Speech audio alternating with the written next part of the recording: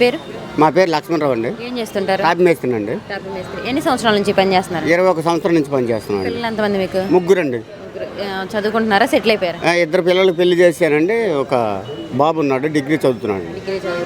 మరి మీరు ఇన్ని సంవత్సరాల నుంచి ఇదే పని చేస్తా అంటున్నారు, మరి ఎలా ఉందండి? మీకు ఎంత ఉంటుంది అసలు జీతం? ఎంత అంటే రోజు ఎంత ఉంటుంది? రోజుకి 800 రూపాయలండి మేస్త్రికి. మీకే 800 అంటే మరి మీ కింద వచ్చే వాళ్ళకి ఎంత ఉంటుంది? 700 రూపాయలండి. 100 రూపాయలు తక్కువ అండి.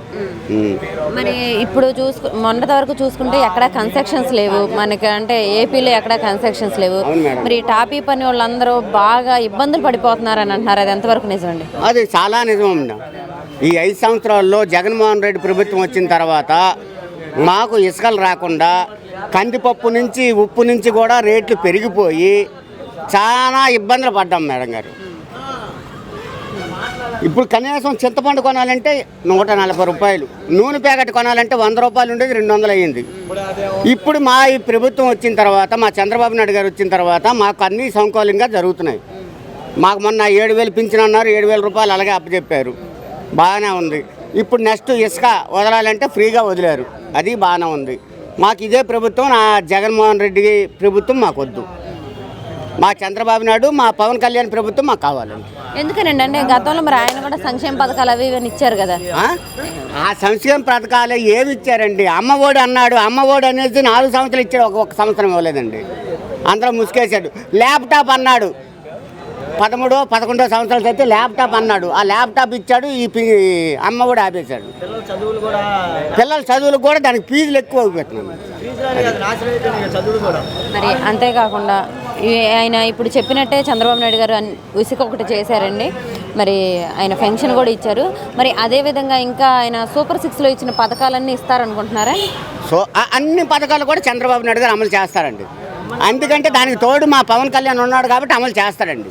అది కూడా కన్ఫామ్గా చెప్తున్నాను నేను. అది కానీ మద్యం రేట్లు తగ్గిస్తామన్నారు, అది తగ్గిలేదు. మరి ఇప్పుడు తగ్గిస్తామన్నారు కదా, ఇప్పుడు కూడా తగ్గిస్తారనుకుంటున్నారు? తగ్గిస్తారండి, వచ్చే నెలలో తగ్గిస్తామని అమలు చేశారు. టీవీలో కూడా చెప్తున్నారు, వార్తల్లో కూడా. అది అలా మద్యం రేట్లు తగ్గిస్తే తాగి మరి పాడైపోరండి. తాగి పాడైపోమమ్మా. ఇప్పుడు మాకు వచ్చిన 800లోనా మేము చేసే పని అంతా, మాకు వచ్చే కూలి అంతా రోజుకు 300 తాగేసి ఇంటికి 500లోనే ఇవ్వాలి కదా. పిల్లానికి ఇవ్వకపోతే అది పక్కలో కూడా పడుకొని ఇవ్వదు. అచ్చా బూతు మాట్లాడేస్తున్నా, నిజం అది. 500లోనే ఇవ్వకపోతే నేనే చేస్తున్నా, 500 నేనే చేసుకొని వస్తున్నా, నువ్వేం చేస్తున్నావురా, నువ్వు పెద్ద మేస్త్రి అంటున్నావు మళ్ళా అని పెద్ద రీజన్ కవర్లు.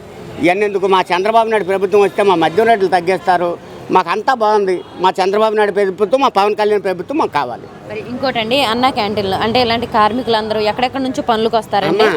నేను ఎక్కడెక్కడి నుంచో పనులకు వస్తారు వాళ్ళు. మరి వాళ్ళకి వచ్చిన వాళ్ళకి ఎక్కడైనా సరే పాపం భోజనం తెచ్చుకునే వాళ్ళు ఉంటారు, తెచ్చుకోలేని వాళ్ళు కూడా ఉంటారు. బయట తినాలంటే 200 ఉంటుంది మినిమం. అలాంటిది అన్న క్యాంటీన్స్ మళ్ళీ పెడుతున్నారండి. గత ప్రభుత్వంలో తీసేశారు, మళ్ళీ అన్న క్యాంటీన్లు ఆగస్టులో పెడుతున్నారు. ఎలా అనిపిస్తుందండి?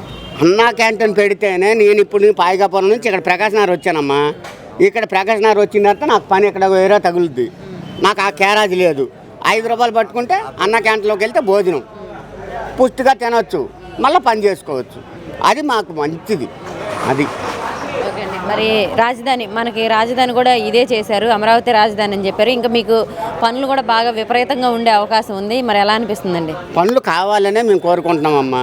మా చంద్రబాబు నాయుడు వచ్చిన తర్వాత మా పనులు ఉంటాయని కూడా తెలుసు. ఇసుక కూడా ఫ్రీగా వదిలేరు ఆయన. మాకు పనులు ఉంటాయి, మా దేవుడు మాకు వచ్చాడు, మాకు చాలు.